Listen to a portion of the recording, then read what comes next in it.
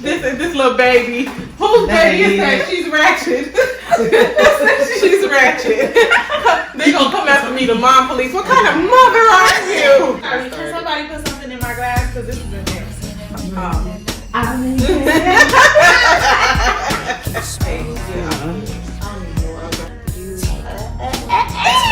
Okay.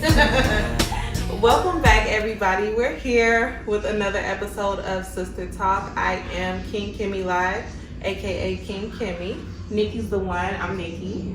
And I'm Angel Latisse. And on today's episode, well, before we get into that, as you all know, we are starting a platform where we want to be a voice for women who may not have that best friend that they can talk to, may not have, positive people around them who give them advice, who talk about things that we're all talking about or maybe scared to talk about. We want to be that voice in the virtual girlfriends that you all never had. So we will be having our own channel soon.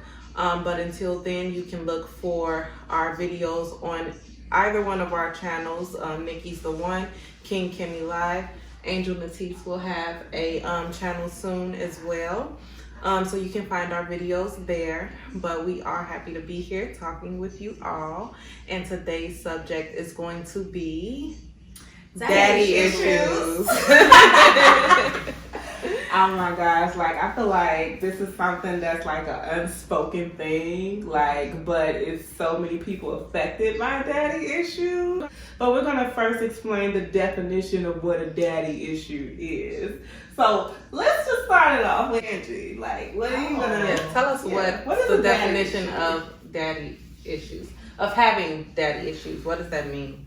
I will say, my personal definition of a person with daddy issues would basically be a person who struggles with different things in their adulthood due to growing up, whether with an absentee father or a father who was not very active in their lives, a woman, and I guess in some cases probably men too. There's a wide spectrum of people who have daddy issues. It can go for male and female. Today we're speaking from a women's point of view because we're women, and it's kind of near and dear to our hearts because in our own ways we have grown up experiencing daddy issues. So that's one of the main reasons why we wanted to talk about it today. So we're not going to dive deep into the fellas, but we will have future videos discussing the whole spectrum of who could possibly have daddy issues, what that means for you growing up, how to cope with it, and how to heal from it. But today, for the men, the best way we can, because we can. For men, the best way that we can. We're hoping to have a panel in the future of both men and women. We were actually talking about this earlier, so that we can get a male and female's point of view. So please look out for that. Yeah, that's true. Okay. And again, this is a no judgment zone at all. So, if we share anything, it's not for bashing or anything. It's just to educate and help you guys relate if you're going through the same thing, or even if you need help with it, you can relate to what we're going through or what we've dealt with or the things that we've seen. So, no judgment zone. And in no way is this shaming our own fathers. We love our fathers very much, and we're striving to have the best relationship that we can with them. I just want to put that out there. And also, we want you all to get active, please, in the comments if you haven't grown up with any daddy issues or you're experiencing. I know with my channel personally, I talk a lot about motherhood. If you're experiencing issues maybe with your children's father, maybe you're worried about them growing up having daddy issues, just get active with us and tell us what you all think about the topic that we're discussing today. Signs of a woman having daddy issues, the way they pick their men. A lot of toxicity. Okay, that's a big one. Someone who is always going, and this isn't that's big. It is, but it's the truth. Mainly, with experience, but I felt like that's a good sign. always finding yourself in the same situations with toxic men that kind of can relate to different characteristics of that household. And a lot of times you find yourself going through the same situations and looking at history repeat itself and you don't understand why. And that's kind of tying into you not really dealing with it. So I find that being something, a characteristic, a trait, picking the same toxic men as those issues that haven't been dealt with. There's a large one. Have you ladies ever experienced dating a guy that you found to be a lot like your father in a negative or positive aspect? I actually feel like I could look at it more so in a more positive. Like I've seen positive signs in men that I've chosen versus negative. Honestly.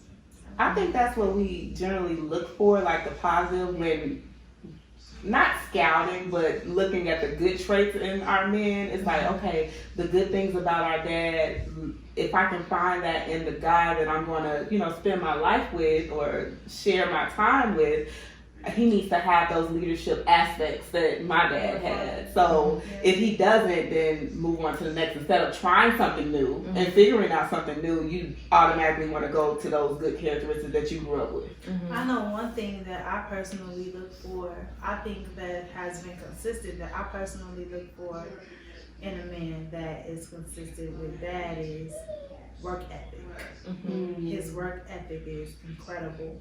Like, he's a boss, and I think that that's one quality that I look for, and that's one quality that's one thing that's like one of the most attractive things to me when it comes to a man. It's like, okay, so what do you do? Are you someone who I can admire in that way?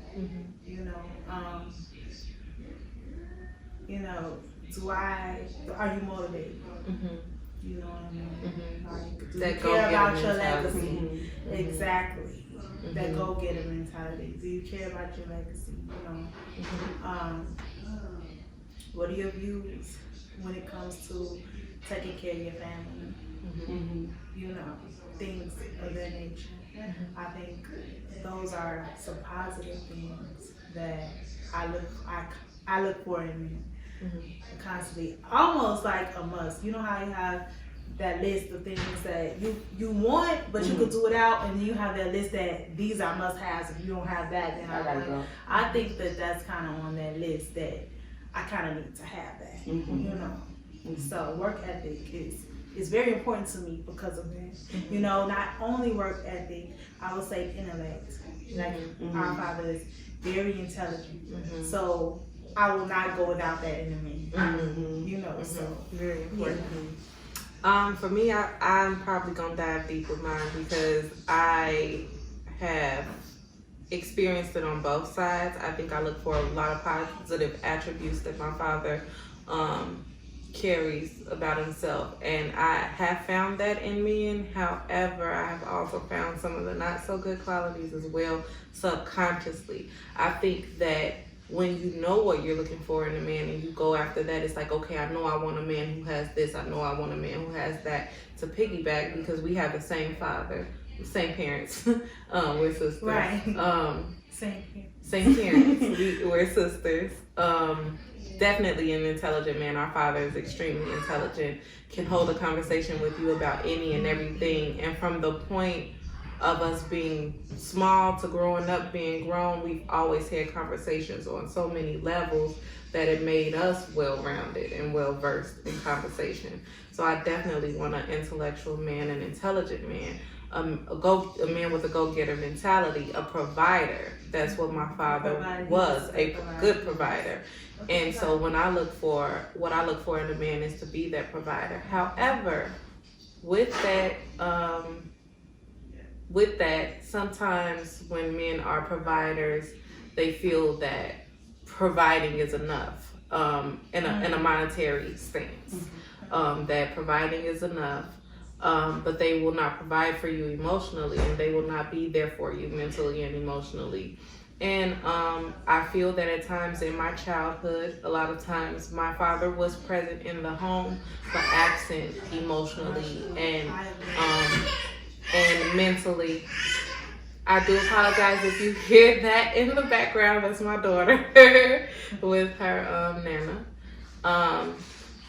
But a lot of times men will provide for you financially and think that they are doing it all because they are providing for you financially. And since I did grow up with my father not necessarily being present for me mentally and emotionally, I tend to date.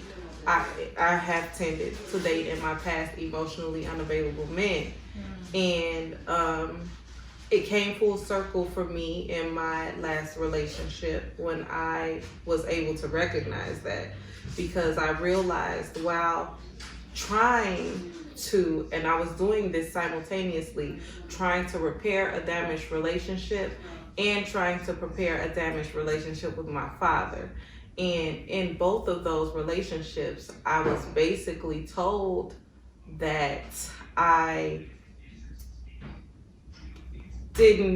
I'm not going to say didn't deserve, but they were not able to give me what I felt was bare minimum.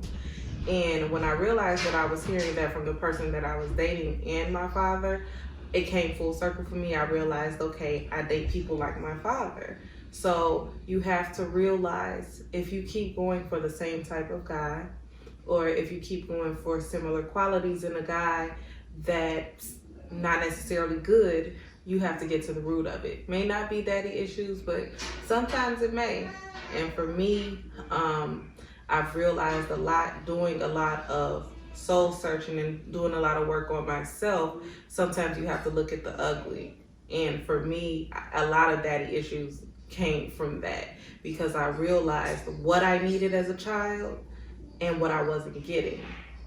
And for me, I could go on and on, but for me, one of the major things that made me look at my father was becoming a mother, because becoming a mother made me look at my parents under a microscope. Actually, it made me look at my parents and see that everything, you think they're superheroes, you think they can do no wrong, and then you become a parent and you realize they're not perfect, and it's okay, because I love them both to death, to life, either way. But it definitely made me look at them differently.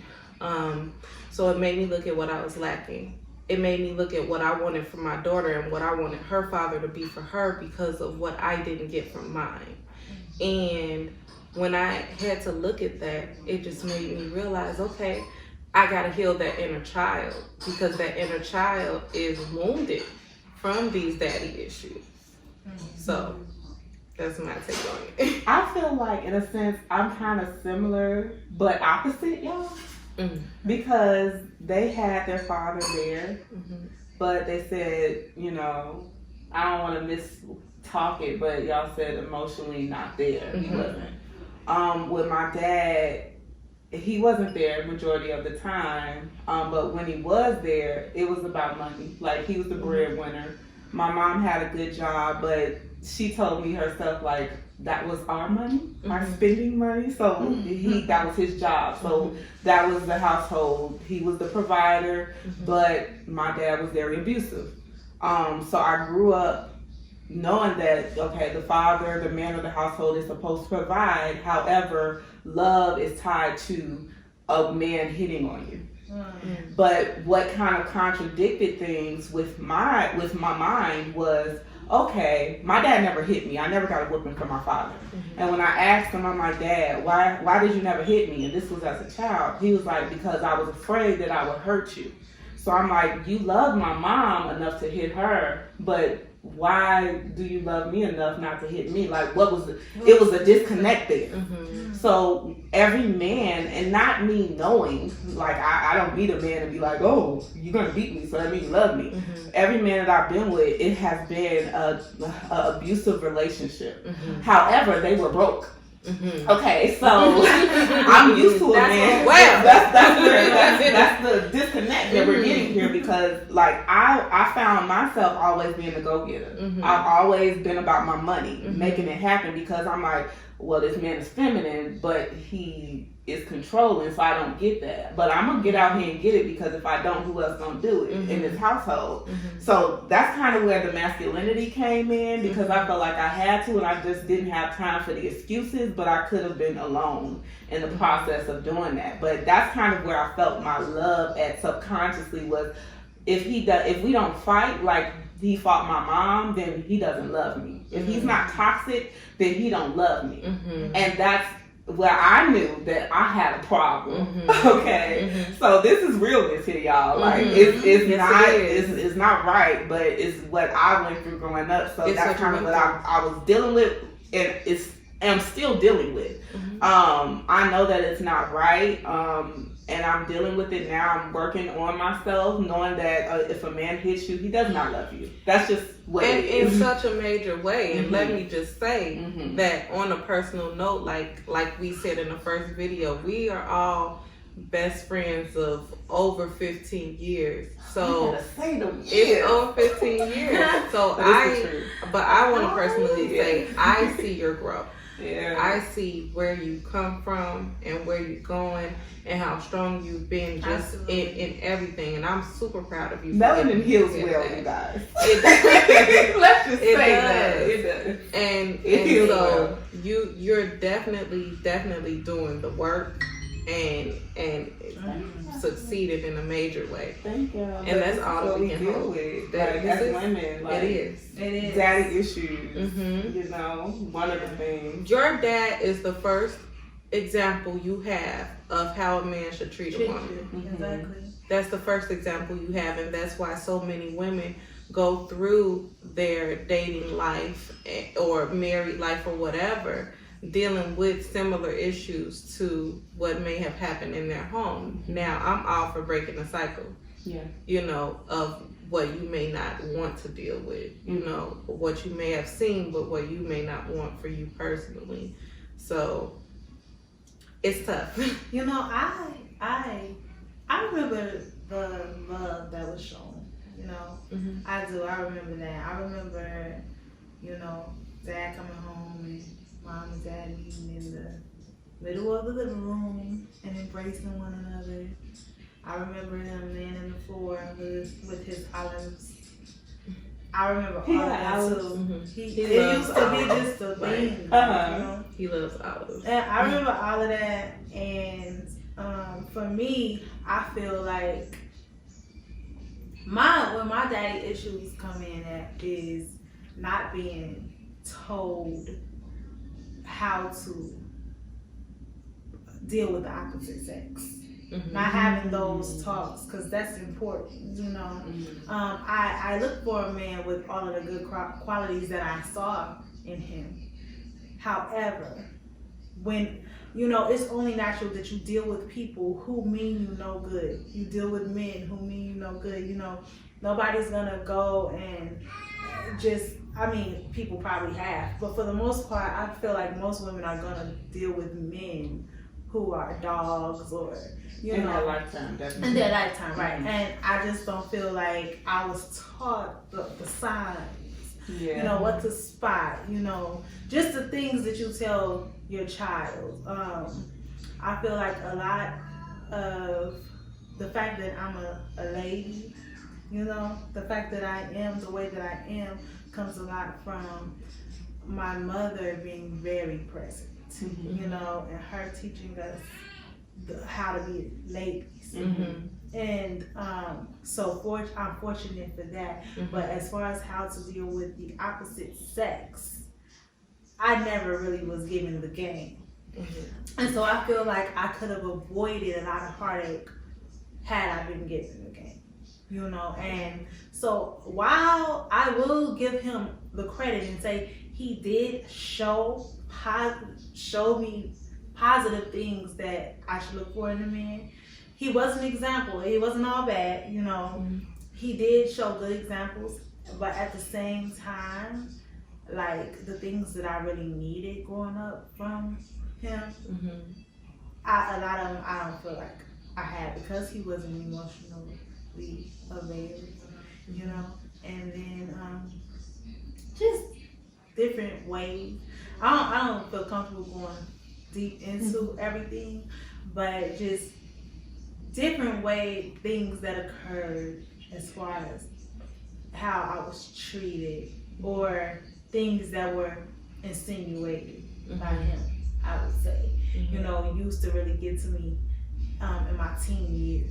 You know, especially me knowing that I was a good girl, you know, and things that were insinuated that were not taking place, it kind of bothered me. Everything down to like my mannerisms, you know, I just thought that, you know, it just bothered me. So. One thing that I can say to kind of generalize it, since you don't want to dive deep, and we respect that because we only want to go as deep as we want to. Our father has no tact. And I've had experiences as well where he said stuff that made me like, I can't believe you just said that to me. Like, you know. Yeah, so like that's another thing. Fathers, watch how you talk to your daughters. Yes, yeah. it matters. Watch what you it's say. Important. It's very important. Watch what you say. Watch what you insinuate. Think about what you're going to say before you say it. You have to have tact because your daughter holds on to your every word more than you know. So watch what you say. Watch what you say to your kids.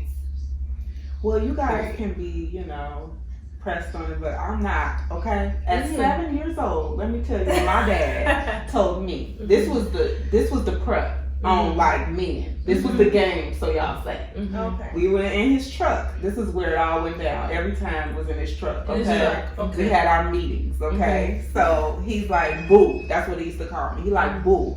I'm like, yeah, Dad. He's like, let me tell you something about these guys. I said, yeah. He like, you keep your skirt down, cause that's all they're gonna want. I said, I'm just looking at him cause I'm 7. I'm like, why? And he like, cause that's all I wanted from your mama. Oh. So it wasn't until I got older. Damn. It wasn't until I got older till I understood like what he meant. What he meant. But he didn't dive deeper into it. Like he was blunt. And I think times are different now because you gotta think our fathers are older. So they lived in a different time. There wasn't no cookie cutter, nothing. Like they just told it how it was. And they're learning as it is now, but things were different then opposed to how people are raising their kids now. So, you know, they talk more, they're more emotional now. Like the fathers are getting into more of their feminine sides now than back then, you know. I agree that when they were growing up, it was a different time. But I'll even use something that happened to me as an adult.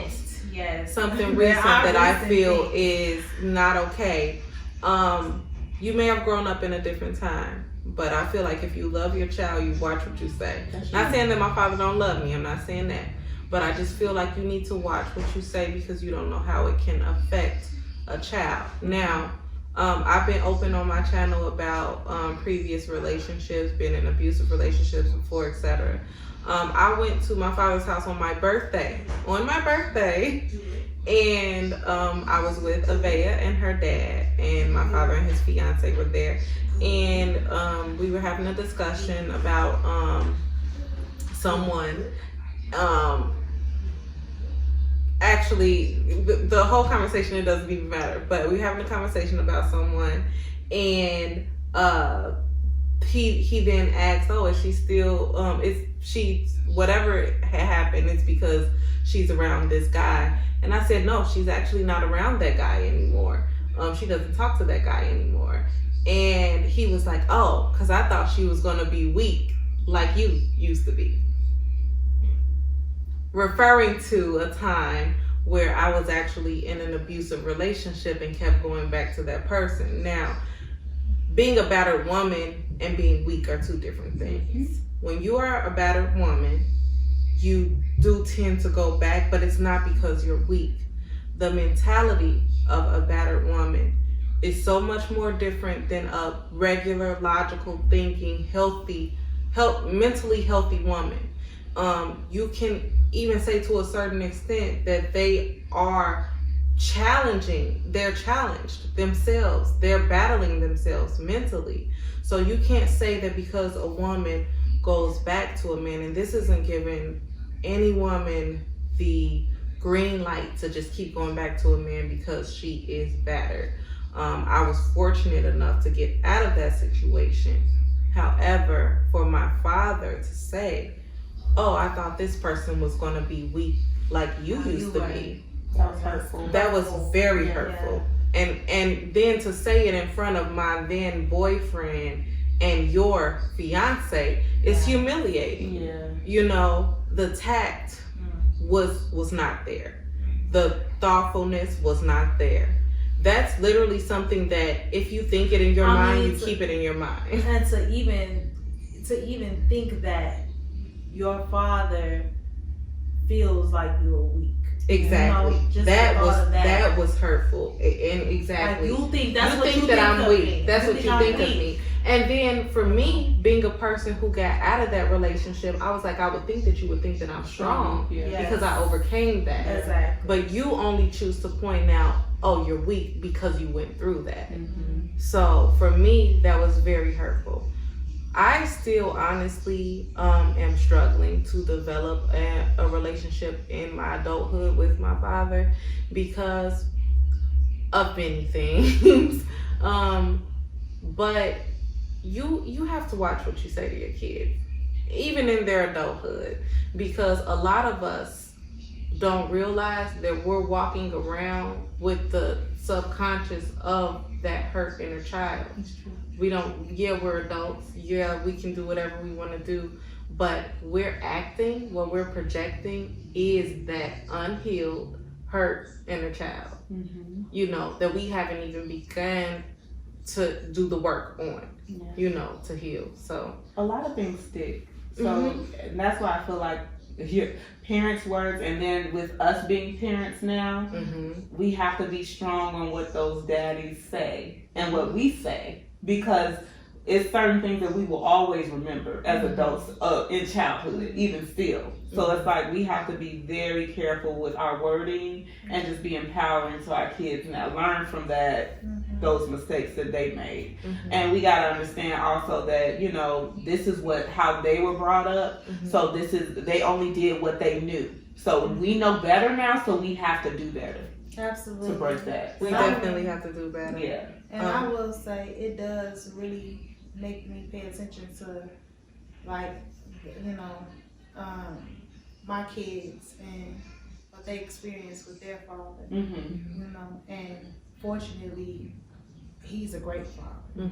You know, and I love that. I adore the relationship that he has with the kids and the girls. Like, he has a great relationship with all three of them. Specifically because I'm a woman and it's daddy issues pertaining to women. He has a great relationship with the girls, and I am very confident that they're not gonna have to grow up with daddy issues. You know what I mean? Like, at this moment in time, he's there with them. He interacts with them, very much so present. You know, teaches them things that they need to know, and I'm happy with that. You know, so I will say I'm fortunate for that. And I do want to add that I will say that as far as giving the game, I have had some lessons in my adulthood from him, just a few from Dad, you know. I just feel like, but I just feel like it's when it's like late, you know. Like, I wish I would have known more growing up, so that I could have avoided certain experiences as an adult.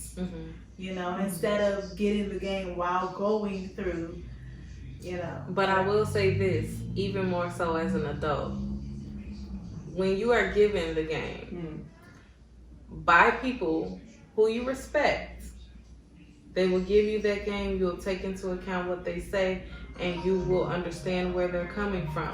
But at the end of the day, it is up to you to take the advice. It certainly is.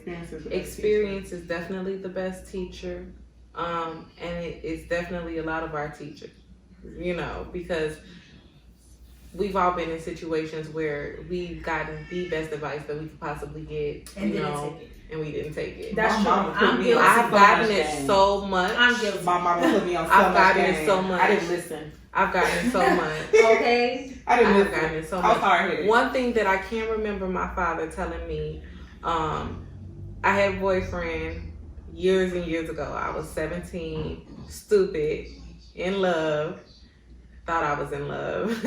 And my father meets the guy, and he walks up and he's like, "Hey, Pops," or whatever, "where mom's at?" Wrong, y'all. Just, you don't come up to nobody's father just meeting them saying, "What's up, Pops?" And you don't call nobody Pops and Moms. What's your And this is your dad first time. My dad told me he trash. Yeah. He come from trash. He always gonna be trash. He ain't shit but trash. I said, you don't even know him. And I had a back too. I had a And back she too. had I my was back. like, you don't even know You don't him. even know him. How can he say And that? then, you know, my mama was like, Yeah. Sonny, stop being so harsh, you know. And I'm like, how could you don't even know him. Woo, woo, woo. Man, fast forward, a lot of heartache, humiliation, abuse, 10 years later, I'm able to say my father was right. Yeah. I ate those words. I ate them. They know. So now we're going to talk about how to cope with healing with daddy issues. So some healthy things that we've done or you can do to cope. One thing that I'm currently doing now is shadow work. I'm a very spiritual person. Let's not dive deep into that. But shadow work is basically going back into your childhood and dealing with those things that you have suppressed. A lot of times growing up, your parents will tell you, that's good that you did that. Oh, that's bad that you did that. When really it's things that, it's all of you. So we suppress those things that we're told that are bad and hide them. And as we get older, we're like trying to figure ourselves out when we were told to hide those parts that were really a part of us all this time. So basically I'm going back into childhood and trying to figure out those suppressed parts of me and dealing with it. So shadow work is one of the things, and I don't want to take up all of the examples, so that's just one of the things. I think one thing that you did personally with your father, I think you should bring that up. Oh yeah. Also, bringing up your issues with your father. My dad and me, we have a strange relationship. We text maybe twice a year, if that. Christmas, maybe New Year's, maybe Mother's Day, it depends. But I really wanted to get it off my chest of everything that we've been through, and I felt like we probably wouldn't be on the phone.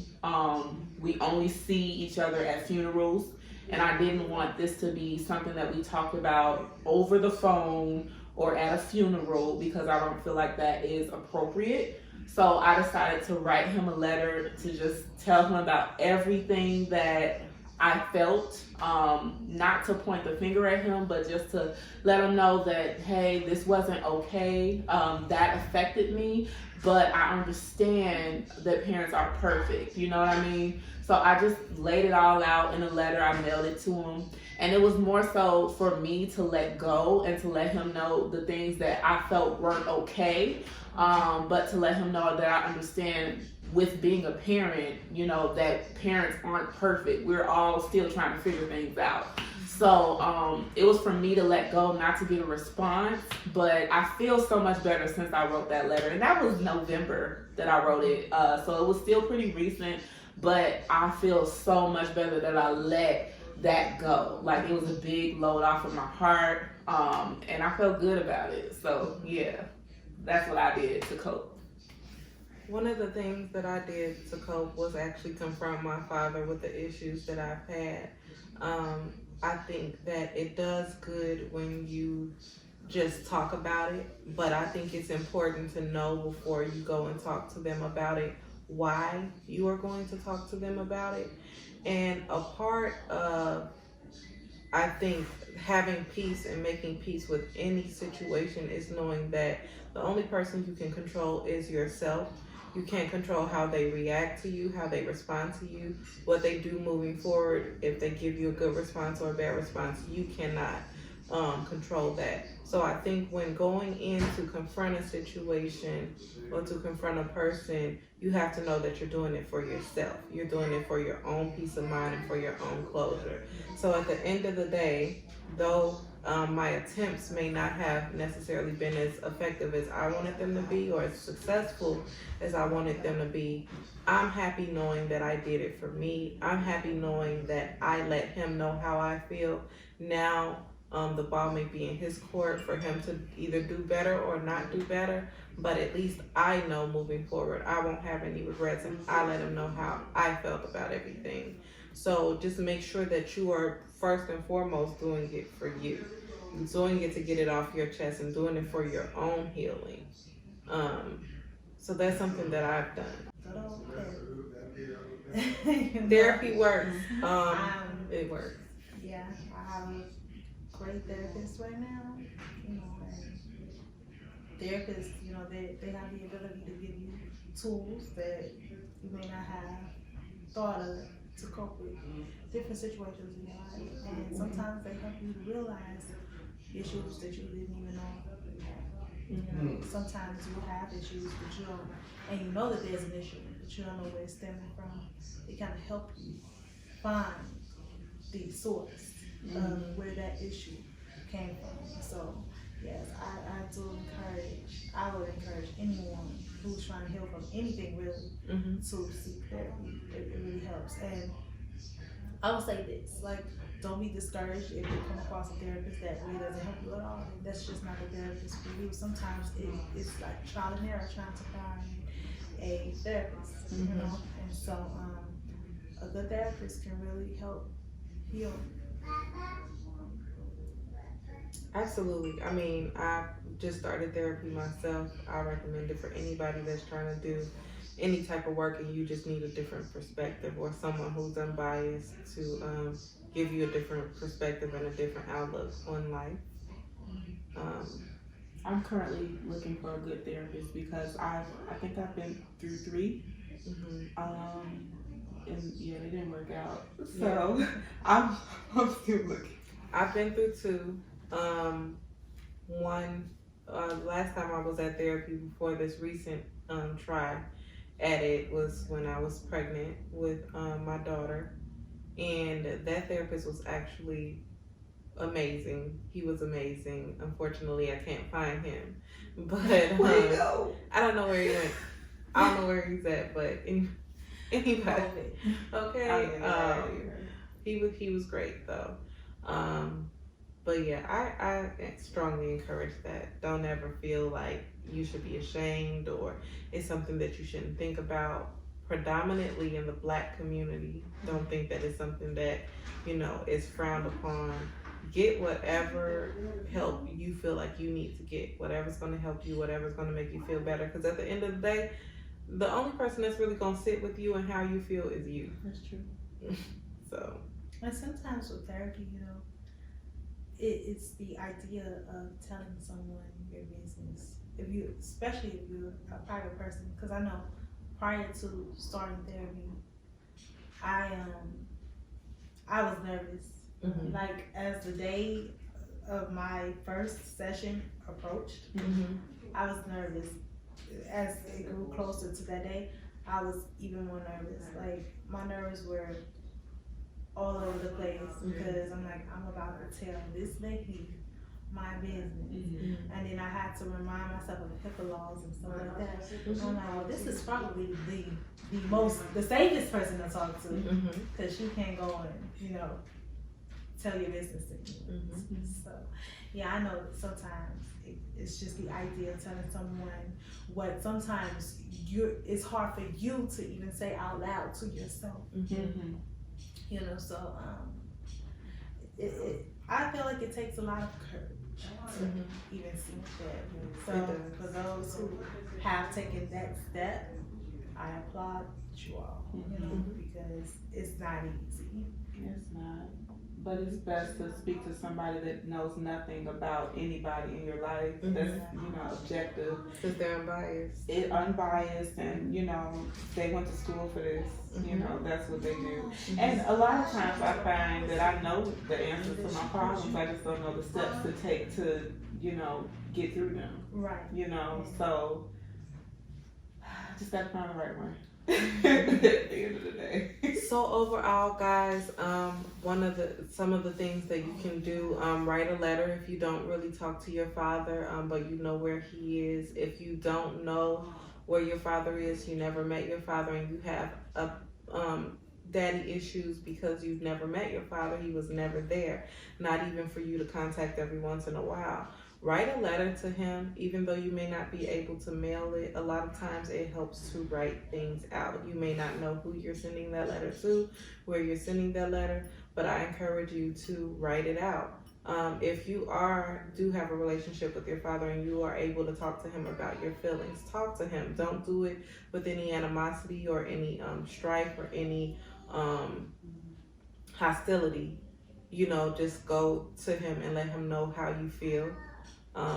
Do it for yourself though. Don't do it with the intention of or the hopes of him changing his behavior, because sometimes that will not happen. And sometimes, the letter will work for people like that, even if you can't go and talk to your father. Mhm. I find that I am most articulate on paper. Mhm. Like it flows. When I write a letter to someone, it flows. It allows me to think of every single thought, Mhm. and I put it on the paper, and I'm not leaving anything out. You know how sometimes you'll talk to somebody and then later on you like, man, I should have said that. I'm the same when I'm reading someone. Oh, I can read you through text. Like, the text. good comebacks.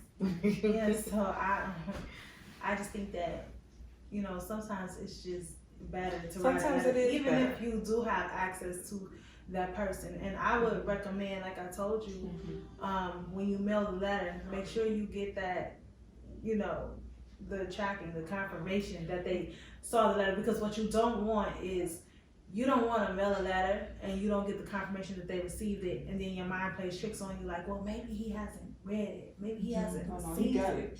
Right. And I know I'm like that. I tend to be an overthinker. So, sometimes, your father may not respond. And I don't know, as a healing, as a coping mechanism, you may be like, well, maybe he just didn't get it, and it doesn't allow you to release it fully. So that's why I say, just for yourself, purchase the confirmation. It's just a little more, so that you know for a fact he received it. And if you're not ready to mail that letter, write down everything that you're thinking as practice, as practice for what you feel like you would say if you ever got the courage, or as a official letter that you may get the courage to mail later on. You never know. Take your time. Don't beat yourself up. Just go at your own pace with your healing. Everybody goes, towards their healing with their own pace, and when you're healing from daddy issues, it's no different. Yeah, I took a time to not just to daddies, but to the most influential men in my life, whether it be like exes or just influential men in my life that hurt me. I wrote a letter and burned it as a sign of letting it go. So that's if they're not in your life, or you just don't want them to get it, you just want to release. Make that a ritual. Like, do it until your heart is less heavy, and just let it go. Absolutely. Let it go. I agree. So we hope that we've given you all some gems today. We certainly enjoyed talking about it and getting it out there, and this is absolutely therapeutic in its own right, to sit here and have this conversation with people who can relate to you on any level as far as that. And we hope that you all can relate, and that you all comment some of your own stories if you feel comfortable. Any questions that you may have, we do have an email now. It's thevirtualgirlfriends@gmail.com. So we'll also put that in the description box and across the screen, thevirtualgirlfriends@gmail.com. If you have any questions, if you're seeking any type of advice, if you want to show love, whatever you want to do, whatever you would like to send us, please go ahead and feel free to use that email. Yeah. Closing out, any closing words, ladies? Good luck. Good luck, and you know, it's all a part of maturity and growing and evolving. As long as you're living and you're waking up every morning, a part of evolving is learning how to cope, how to heal, and let go of stuff. Period. Okay.